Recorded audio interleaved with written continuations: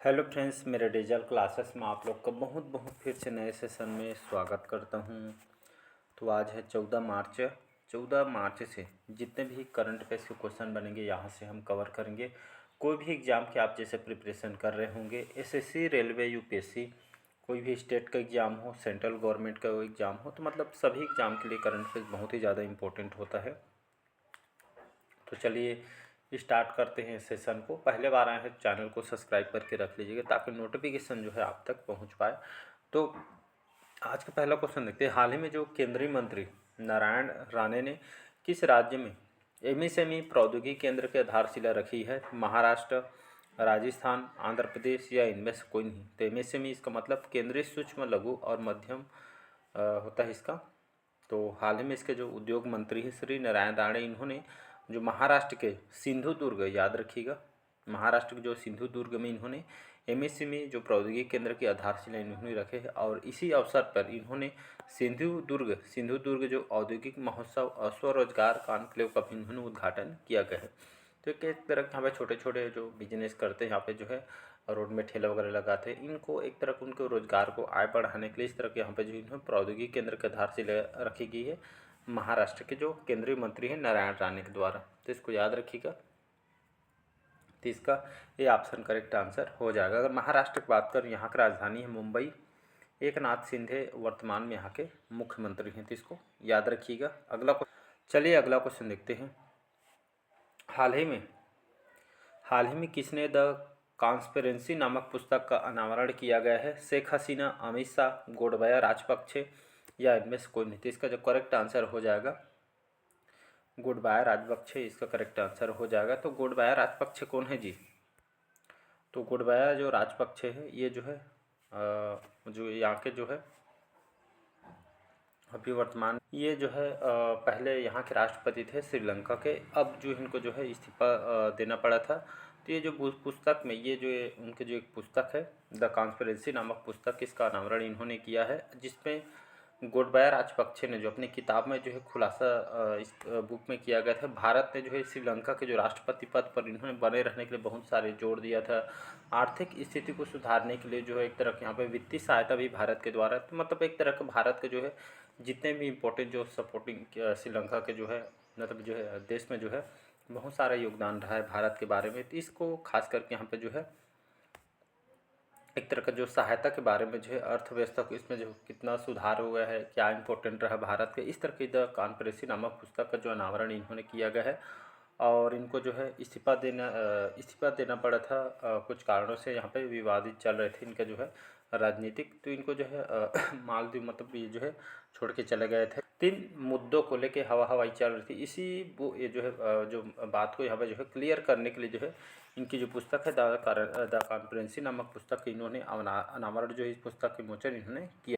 बहुत सारे जो देश जो है अपने पद से जो है बने रहने के लिए यहाँ पे जो इस्तीफा नहीं देने के लिए बोल रहे थे, और बहुत सारे कारणों से भी इस्तीफा यहाँ पे जो है देना पड़ गया था। इस मुद्दों को यहाँ पे बात करने के लिए जो इन्होंने यहाँ पे जो the conspiracy to oust the prime of the president पुस्तक को इन्होंने यहाँ पे लिखी गई है। तो इसको याद रखिएगा। अगला क्वेश्चन देख चलिए। अगला क्वेश्चन है, हाल ही में किसे नीदरलैंड के इरास्मस पुरस्कार 2024 से सम्मानित किया गया है? सुधा मूर्ति, अमिताभ घोष, अरुंधति रॉय या इनमें से कोई नहीं। तो अमिताभ घोष सुने होंगे, इनको हाल में जो है ये हमारे जाने माने भारत के जो है भारतीय लेखक है अमिताभ घोष को जलवायु परिवर्तन जो संकट को उजागर करने के लिए जो इनको 2024 के लिए जो है इरास्मस पुरस्कार, ये पुरस्कार ही इम्पोर्टेंट है। तो इरास्मस पुरस्कार 2024 इनको सम्मानित किया गया है। नीदरलैंड के जो प्रीमियर इरास्मियस जो फाउंडेशन के द्वारा ये जो 67 वर्षीय जो इनको जो है 2024 के लिए जो है इस इरास्मियन जो फाउंडेशन इनके द्वारा पुरस्कार से इनको सम्मानित किया गया है नीदरलैंड के द्वारा। तो इसको याद रखिएगा, B option correct answer. Netherlands की बात करूं, नीदरलैंड ये जो है कंट्री यूरोप में आती है। वेलिंगटन यहाँ के जो है राजधानी है। वर्तमान में यहाँ का जो है प्राइम मिनिस्टर कौन है? तो मार्क रूट, याद रखिएगा, शॉर्टकट में लिख रहा हूँ, मार्क रूट वर्तमान में यहाँ के जो है प्रधानमंत्री है, प्राइम मिनिस्टर है। चलिए अगला क्वेश्चन है, हाल ही में किस राज्य में प्रधानमंत्री मोदी ने लाचित बर्फुकन की 125वीं फीट ऊंची 125 फीट ऊंची प्रतिमा का अनावरण किया है असम में, महाराष्ट्र, तमिलनाडु या इनमें से कोई नहीं। तो इसका जो करेक्ट आंसर हो जाएगा असम। असम की राजधानी है दिसपुर और गुवाहाटी यहाँ के सबसे लार्जेस्ट सिटी है। और हेमंत बिस्व शर्मा जी वर्तमान में यहाँ के मुख्यमंत्री बीजेपी पार्टी के। तो यहाँ पे लचित बरफुकन कौन है? तो लचित जो बरफुकन जी हैं ये अहोम साम्राज्य के एक जो प्रसिद्ध सेना कमांडर है। इन्होंने बहुत ही कम एज में जो है ये बरफुकन 1671 में, याद रखिएगा 1671 में इन्होंने एक प्रसिद्ध सेना कमांडर 1671 में जो है सरायघाट की लड़ाई में उनके नेतृत्व के लिए इनको जाना जाता है। और कम एज में जो है इनकी बीमारी के चलते इनका डेथ हो गया था।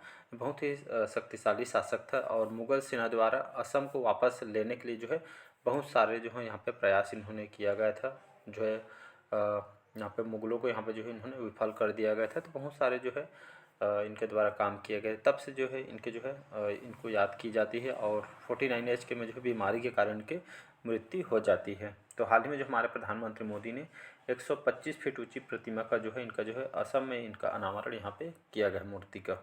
अगला क्वेश्चन, चलिए अगला क्वेश्चन है, हाल ही में उत्तर भारत के पहला जहाँ पे शब्द आ जाता है, कई बार बताया हूँ मेरे सेशन में कि अपने आप में इम्पोर्टेंट हो जाता है। तो पहले सरकारी होम्योपैथिक कॉलेज की स्थापना कहाँ होगी?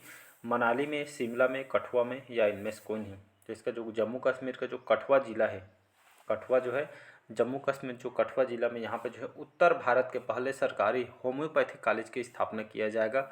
और हमारे जो केंद्रीय मंत्री है जितेंद्र सिंह, इन्होंने यहाँ पे जो है जम्मू कश्मीर में कठुआ में 80 करोड़ रुपए लागत से जो है होम्योपैथिक कॉलेज की स्थापना इन्होंने यहाँ पे किया गया है। तो इसको याद रखिए। इसके तहत यहाँ पे जो है स्वास्थ्य सेवा और शिक्षा के जो है इस क्षेत्र में विकास महत्वपूर्ण इम्पोर्टेंट रोल निभाएगी। इस तरह यहाँ पे जो है इसकी स्थापना यहाँ पे किया गया है। अगला क्वेश्चन देखते हैं, हाल ही में वर्ल्ड प्लम्बिंग डे कब मनाया गया है? 9 मार्च, 10 मार्च, 11 मार्च, 10 मार्च या इनमें से कोई नहीं। तो हाल ही में 11 मार्च वर्ल्ड प्लम्बिंग डे मनाया गया। प्लम्बिंग डे मतलब आप देखे होंगे जो प्लम्बर होते हैं इनके काम और योगदान की वजह से यहाँ पे जो है महत्वपूर्ण रोल होता है। शहरों में देखेंगे, गाँव वगैरह सभी जगह यहाँ पे जो है इनका जो है वर्क को जो है इनके जो है काम को जो है सराहनीय होता है और बहुत सारे मेहनत करते हैं। इसीलिए लोगों को जागरूक करने के लिए काम को जो है ये जो है इनको जो है प्रेरित करने और इनको जो है एक तरह के यहाँ पे दृढ़ शक्ति के लिए जो है वर्ल्ड प्लम्बिंग डे मनाया जाता है 11 मार्च को। इसको याद रखिएगा, बहुत ही योगदान होता है इनका। और ये जो प्लम्बर होते हैं इन्हीं के वजह से ये जो इनका महत्वपूर्ण भूमिका होता है, इन्हीं की याद में जो है खास करके 11 मार्च को वर्ल्ड प्लम्बिंग डे मनाया जाता है। इन्हीं के कारण हमारे शहर में जो गाँव इतने जो है एक तरह के यहाँ पे साफ़ सुथरे होते हैं। बिना प्लम्बिंग के जो है यहाँ पे जो है जितने भी वेस्ट कचरे वगैरह यहाँ पे जो शहर में यहाँ पे जो है शहर में ही जो खास करके इनका बहुत ही योगदान होता है शहर में, जो खास करके जो बीमारियों से फैल सकती है इसकी तरह यहाँ पे बचाव के लिए जो इनका जो है बहुत सारे जो इनके कार्यक्रमों के जरिए यहाँ पे अच्छी प्लम्बिंग स्वच्छता के महत्व को उजागर करने का काम करते, इसलिए जो खास करके मनाई जाती। चलिए अगला क्वेश्चन देखते हैं, हाल ही में किस राज्य सरकार ने परिवारों के उत्थान के लिए निंगल नालामा योजना शुरू की है? निंगल नालामा योजना इसका मतलब क्या है? तो क्या आप ठीक हैं, ये जो है तमिल लैंग्वेज है। तो ये जो योजना शुरू की है गुजरात में, राजस्थान, तमिलनाडु या इनमें से कोई नहीं। तो इसका जो करेक्ट आंसर हो जाएगा तो निंगल नालामा योजना शुरू की है तमिलनाडु में शुरू की है। तमिलनाडु की बात करें, यहाँ की राजधानी है चेन्नई। M.K. स्टालिन यहाँ के मुख्यमंत्री हैं। तो तमिलनाडु सरकार ने निंगम नालामा योजना, ये मतलब इसका क्या आप ठीक है, इस तरह की योजना लाई गई है। इस योजना शुरू करने के क्या मतलब है? तो ये खास करके इसका उद्देश्य है प्रमुख योजनाओं के जो है कार्यान्वयन के लिए समीक्षा करना और जनता की शिकायतों का एक तरह समाधान करना है। और मतलब जो है सीधा लाभार्थियों के मतलब उनके जो है पूछताछ के माध्यम से उनके जो भी दिक्कतें हैं योजना से संबंधित अलग अलग विभाग के हम कलेक्टरों को जो है सीधे संपर्क किया जा सकते हैं और जो है उनको जो है तकलीफ जो भी समस्या उनको निवारण करना है। इस तरह के जो है इस योजना को तमिलनाडु सरकार के द्वारा लाई गई है, तो याद रखिएगा। चलिए अगला क्वेश्चन देखते हैं। अगला और इम्पोर्टेंट क्वेश्चन है, हाल ही में डीआरडीओ ने 500 किलोमीटर रेंज वाली अग्नि 5 मिसाइल का सफल परीक्षण कहाँ पे किया है? बिहार, उड़ीसा, राजस्थान या इनमें से कोई नहीं। तो इसका जो करेक्ट आंसर हो जाए उड़ीसा के चांदीपुर, जहाँ पे जो है जो डीआरडीओ ने, तो आप डीआरडीओ के बारे में सभी जानते हैं, कई बार मेरे सेशन में बता चुका हूँ। तो डीआरडीओ ने 500 किलोमीटर जो है रेंज वाली जो है अग्नि 5 मिसाइल ये जो है इसका जो अग्नि 5 जो मिसाइल का सफल परीक्षण यहाँ पे उड़ीसा में किया गया है। चांदीपुर। तो इस बार हम थोड़ा बात करते हैं जो अग्नि 5 जो मिसाइल है जो है 5वीं पीढ़ी का मिसाइल है, याद रखिएगा। तो ये जो है लंबी दूरी वाली मिसाइल है अग्नि 5। ये जो है किसके द्वारा तैयार किया गया है, तो DRDO के द्वारा इसको जो है विकसित किया गया। ये जो मिसाइल जो है multiple independently टारगेटल re entry vehicle, मतलब जी इसका फुल फॉर्म हो जाएगा MIRV, इसका फुल फॉर्म है। ये आपका जो है ये जो मिसाइल है multiple independently targetable re entry vehicle, इसका फुल फॉर्म हो जाए। ये इस तकनीक पे जो है आधारित है ये अग्नि 5। और इस तकनीक के जो है मिसाइल में बहुत सारे टारगेट निशाना बना सकती है। जैसे ये आपका जो मिसाइल है ये मतलब जैसे बहुत सारे मतलब जो हथियार जो है अलग अलग हथियार इसमें लेके आप जा सकते हैं। और मतलब जो कैसे दुश्मनों जैसे प्रहार करती है तो ये जो है मिसाइलों के माध्यम से उनको जो है ऊपर में यहाँ पे ध्वस्त कर सकती है। ये जो इसकी खासियत है। और निशाना बना के मतलब ये जो खास करके निशाना मतलब वो एक तकनीक, इसी तकनीक में जो मिसाइल के मतलब कई टारगेट जो है निशाना बना सकती है। ये अग्नि मिसाइल जो है परमाणु हथियार ले जाने में भी एक सक्षम है। और ये देखेंगे तो ये जो तकनीक है यह जो अमेरिका, रूस, चीन, फ्रांस, ब्रिटेन के पास भी है। और इस मिसाइल को ज़मीन से या समुद्र और पनडुब्बी से भी इसको खास करके लॉन्च किया जा सकता है। इसमें जो इसको इसलिए डेवलप किया गया, पाकिस्तान, चीन अभी बहुत सारे जो मुद्दे चल रहे हैं तो इसके इसी को देखते हुए सब जो है इसको जो विकसित किया गया है इस जो अग्नि 5 मिसाइल को। इसकी ये बेटर खासियत है, ये जो तकनीक है अग्नि 5 मिसाइल में जब एक इसमें जो बहुत सारे हथियार को एक साथ यहाँ पे ले जा सकते हैं। और इसको अलग अलग स्पीड और अलग अलग दिशाओं में जो हथियारों से यहाँ पे निशाना टारगेट बना सकती है। ये ही जो है इसकी अग्नि 5 की मिसाइल है। मतलब बहुत सारे जो मिसाइल होते हैं जैसे एक रूट में जैसे छोड़ती है तो उसी रूट में ऐसे निशाना बनाएगी, लेकिन ये जो अग्नि 5 है मतलब अलग अलग दिशा में जो है निशाना बना सकती है। ये इसकी खासियत है। इसमें जो एक महिला है DRDO में जो अग्नि 5 जो मिसाइल जिसमें महत्वपूर्ण योगदान है, इनका नाम है आपका जिनको जो है पावर हाउस ऑफ एनर्जी के नाम से इनको दिया गया है सीना रानी। याद रखिए, ये नाम को याद रखिए, बहुत इंपॉर्टेंट रोल निभाई इन्होंने DRDO में। मतलब जो अग्नि 5 मिसाइल में ये नाम को याद रखिएगा। इनके पति भी जो है यहाँ पे जो है साइंटिस्ट यहाँ पे जो है। तो जो सीना रानी है ये जो है ये जो DRDO में अभी जो है वर्क कर रही हैं, इन्होंने अग्नि 5 मिसाइल बनाने में बहुत ही इंपॉर्टेंट रोल निभाई है। इनके काम के प्रति लगन, बहुत सारे मेहनत की है, तब जाके जो अग्नि 5 जो है तैयार हुए हैं। इनका बहुत ही अग्निपुत्र के नाम से जो है प्रसिद्ध है और यह ट्रेंडिंग में भी चल रही है। तो सीना रानी नाम को याद रखिए, आने वाले एग्जाम में क्वेश्चन पूछ सकता है। जो अग्नि 5 जो मिसाइलों में इनका जो विकास और बहुत सारे योगदान इनका है, तो इसको याद रखिएगा। ये जो है DRDO में जो है अभी वर्तमान में काम कर रही है, इनके पति भी इन पे काम कर रही है। बहुत ही इंपॉर्टेंट इस महिला का योगदान है जो अग्नि 5 मिसाइल में, तो इसको याद रखिए। कहाँ से इसको जो है लॉन्च किया गया है, तो उड़ीसा के चांदीपुर से इसको लॉन्च किया गया है, तो इसको याद रखिए। अगर मैं DRDO की बात करूँ, डिफेंस है 1959 में इसकी स्थापना किया था और न्यू दिल्ली इसमें हेडक्वार्टर है। समीर वी कामत अभी वर्तमान में इसके जो है अध्यक्ष हैं, तो इसको याद रख। चलिए अगला क्वेश्चन है 9वां। हाल ही में कहाँ महात्मा बुद्ध कृषि एवं प्रौद्योगिकी विश्वविद्यालय का शिलान्यास किया गया है? बलिया में, बहराइच में, कुशीनगर में या इनमें कोई नहीं? तो इसका जो करेक्ट आंसर हो जाएगा हाल ही में कुशीनगर में लगभग 750 करोड़ की लागत से 390 एकड़ में, कितना 390 एकड़ में महात्मा बुद्ध कृषि और प्रौद्योगिकी जो है विश्वविद्यालय के यहाँ पे निर्माण किया जा रहा है।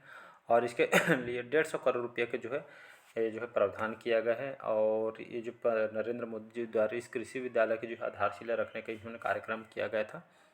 और ये खास करके जो है कृषि और ये जो खास करके प्रौद्योगिकी क्षेत्र में जो है इस अनुसंधान में आगे बढ़ने के जो है उद्देश्य से यहाँ पे जी इसका शिलान्यास किया गया है कुशीनगर में। कुशीनगर कमेंट बॉक्स में बताइए कुशीनगर वर्तमान में है कौन सी स्टेट में आती है, कमेंट करके बताइएगा। और इसके तहत प्रयोगशाला का शिक्षण कक्ष ये सभी जो है यहाँ पे जो यूनिवर्सिटी में आपको जो है देखने को। चलिए अगला और इम्पोर्टेंट क्वेश्चन है, हाल ही में कौन जो है दुनिया का दूसरा सबसे बड़ा मोबाइल फ़ोन उत्पादक बन गया है? ये उपलब्धि हमारे भारत ने हासिल की है। याद रखिए, चाइना, भारत, इंडोनेशिया सबको छोड़ के जो है दुनिया का दूसरा सबसे बड़ा जो मोबाइल फ़ोन उत्पादक है आपका भारत है, तो इसको भारत करेक्ट आंसर हो जाएगा। ये जो है लगभग भारत ने 19.45 ट्रिलियन का जो है फ़ोन उत्पाद इस साल जो है 2023 के डाटा के हिसाब से बता रहा हूँ। तो मतलब जो है 19.45 ट्रिलियन का फ़ोन जो है प्रोडक्ट तैयार किए गए। मतलब ये चाइना तो पहला स्थान में है, चीन के बाद जो वैश्विक स्तर पर देखें तो दूसरा सबसे बड़ा मोबाइल फ़ोन निर्माता ये जो है आपका भारत जो है इस रैंकिंग में भारत जो है 2023 में अगर देखेंगे डाटा में, तो लगभग 11 अरब डॉलर मतलब जो है 90,955 करोड़ रुपये के जो है मोबाइल फ़ोन का निर्यात किया है, जिसमें कुल घरेलू उत्पादन लगभग 44 अरब डॉलर मतलब 3.6 ट्रिलियन रुपये तक यहाँ पे जो है पहुँच गए। इस आंकड़े को यहाँ पे देखते हुए 2023 के डाटा हिसाब देखेंगे तो ये जो है वैश्विक स्तर पर दूसरा सबसे बड़ा मोबाइल फ़ोन निर्माता हो चुकी है। ये उपलब्धि हमारे भारत ने हासिल की है, मतलब चाइना के बाद हमारा भारत नंबर 2 में आ चुकी है। तो भारत ने 19.45 ट्रिलियन का जो है फ़ोन उत्पादन जो है उत्पाद यहाँ पे किया गया है। इसको याद रखिए, बहुत इंपॉर्टेंट डाटा है। अगला क्वेश्चन देखते हैं, हाल ही में न्यायमूर्ति सत्येंद्र सिंह को किस राज्य के लोकायुक्त नियुक्त किया गया है? मध्य प्रदेश, राजस्थान, उत्तर प्रदेश या इनमें से कोई नहीं? तो मध्य प्रदेश इसका करेक्ट आंसर हो जाएगा। मध्य प्रदेश की राजधानी है ये। मध्य प्रदेश की राजधानी क्या है जी आपको? तो मध्य प्रदेश की राजधानी है आपका भोपाल, यहाँ की राजधानी है। और यादव जी अभी वर्तमान में यहाँ के मुख्यमंत्री हैं। तो यहाँ के जो न्यायमूर्ति आई थिंक आपने न्यायमूर्ति इसका मतलब क्या होता है? तो कोई भी स्टेट में राज्य स्तर पर जो एक प्राधिकरण है जो आम जनता के लिए, लोगों के लिए जो है द्वारा की जो भ्रष्टाचार और कदाचार की शिकायतों से ये आपका जो है निपटान करते हैं। मतलब भ्रष्टाचार को जो है निपटने के लिए जो है जो लोकायुक्त के रूप मतलब लोकायुक्त हर स्टेट में यहाँ पे जो है नियुक्ति किया जाता है। तो इसीलिए यहाँ के जो लोकपाल की जो नियुक्त की मध्य प्रदेश में जो है सत्येंद्र सिंह को यहाँ के जो है लोकायुक्त नियुक्त किया गया है। तो खास करके यहाँ जो भ्रष्टाचार को रोकने के लिए, यहाँ पे छानबीन करने के लिए लोकायुक्त के यहाँ नियुक्त किया जाता है। तो मध्य प्रदेश के लोकायुक्त सत्येंद्र सिंह नाम को याद रखिए, इनको यहाँ पे जो है चुनाव यहाँ पे किया गया है। चलिए अगला क्वेश्चन है, हाल ही में किसे मिस वर्ल्ड ह्यूमैनिटेरियन अवार्ड से किसे सम्मानित किया गया है? बहुत इंपॉर्टेंट क्वेश्चन, ये क्वेश्चन आ सकता है। मिस वर्ल्ड ह्यूमैनिटेरियन अवार्ड से सम्मानित किया गया है नीता अंबानी। नीता अंबानी कौन जानते हैं जी? तो हाल ही में जियो वर्ल्ड कॉन्क्लेव सेंटर में 71वें मिस वर्ल्ड फिनाले में जो है रिलायंस फाउंडेशन के जो संस्थापक और चेयरपर्सन नीता अंबानी को जो है प्रतिष्ठित जो ब्यूटी विद द पर्पस और ह्यूमैनिटेरियन अवार्ड से इनको सम्मानित किया गया है। ये खास करके सामाजिक कार्यों के प्रति परोपकार और एक खास करके मानवतावादी के जो पुरस्कार से इनको सम्मानित किया, हर क्षेत्र में देखते हुए जो है ये सम्मानित किया गया है। तो नीता अंबानी नाम को याद रखिएगा, सभी जानते होंगे। आए थे हाल ही में कहाँ 3 दिवसीय पूसा कृषि विज्ञान मेला शुरू हुआ है? तो ये झारखंड में शुरू हुआ। झारखंड की राजधानी है रांची। चंपई सोरेन यहाँ के मुख्यमंत्री हैं। 3 दिवसीय मतलब 3 दिनों तक ये जो है पूसा कृषि विज्ञान मेला शुरू हुआ है।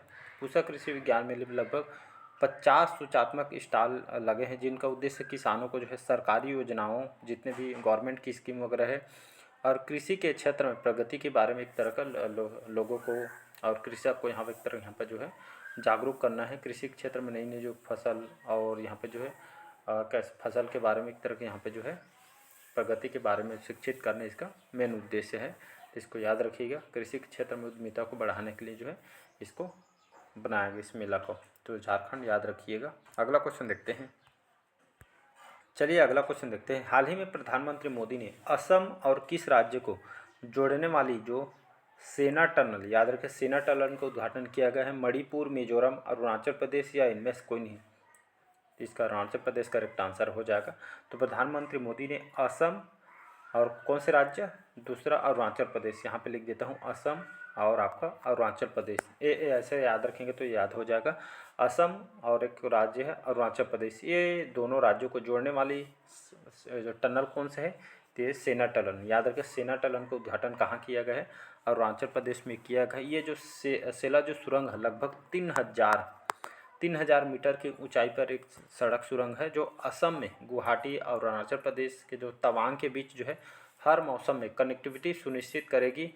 ये सुरंग लगभग 13,000 फीट की ऊंचाई पर दुनिया के सबसे लंबी 2 लेन वाली सुरंग है, जिसका उद्घाटन जो है हमारे प्रधानमंत्री मोदी जी ने किया गया है। तो ये कौन से राज्य में है सेना टनल? तो अरुणाचल प्रदेश लगाना है। कौन कौन से राज्य को जोड़ेगी? तो असम और अरुणाचल प्रदेश। ये कहीं से भी क्वेश्चन आपसे पूछा जा सकता है, तो याद रखिएगा। अरुणाचल प्रदेश की राजधानी ईटानगर, पेमा खांडू वर्तमान में यहाँ के मुख्यमंत्री। चलिए आज का लास्ट क्वेश्चन है, हाल ही में किसे सीबीसी में सतर्कता आयुक्त नियुक्त किया गया? तो श्री AS राजीव जी हाल ही में जी इनको जो है सीबीसी में सतर्कता आयुक्त नियुक्त किया गया है। तो केंद्रीय सतर्कता आयोग के बारे में, केंद्रीय सतर्कता आयुक्त जिसको सीबीसी बोलते हैं, भारत में एक जो है शीर्ष सरकारी संस्थान है और सार्वजनिक प्रशासन में ईमानदारी, पारदर्शिता और जवाबदेही को बढ़ावा देने के लिए एक तरह का जिम्मेदार है। इसकी स्थापना जो है 1664 में स्थापना किया गया था। और भ्रष्टाचार निवारण पर ये जो संस्थान को, इस समिति को जो है बनाया गया है। इसी के सतर्कता आयुक्त नियुक्त किया गया है, श्री एस राजीव को नियुक्त किया गया है। आई थिंक आपको समझ आ गया होगा। तो चलिए, आज का सेशन आपको कैसा लगा कमेंट करके ज़रूर बताइएगा। पहले बार आए हैं तो चैनल को सब्सक्राइब करके रख लीजिएगा। और इसका PDF कहाँ मिलेगा? तो इसका जो PDF है आपको टेलीग्राम में मिलेगा, डिस्क्रिप्शन में लिंक दे दूंगा, तो वहाँ से बढ़िया डायरेक्ट डाउनलोड करके यहाँ पे 2 मिनट कम से कम रिवाइज़ कीजिएगा। क्योंकि जो है रिवाइज़ बहुत ही ज़्यादा इम्पोर्टेंट है। रिवाइज़ नहीं करेंगे तो आप भूल जाएंगे, तो इसलिए यहाँ पे इम्पोर्टेंट हो जाता है। कोई भी एग्ज़ाम हो, जितना आप ज़्यादा रिवाइज़ करेंगे उतना ज़्यादा आपके लिए बेनिफिट हो। चाहे कोई भी एग्ज़ाम पढ़ें, चाहे UPSC हो, चाहे प्यून तक की एग्ज़ाम हो। बाकी आप समझदार हो। चलिए, मिलते हैं नेक्स्ट पार्ट में। आज के सेशन यही तक रखते हैं।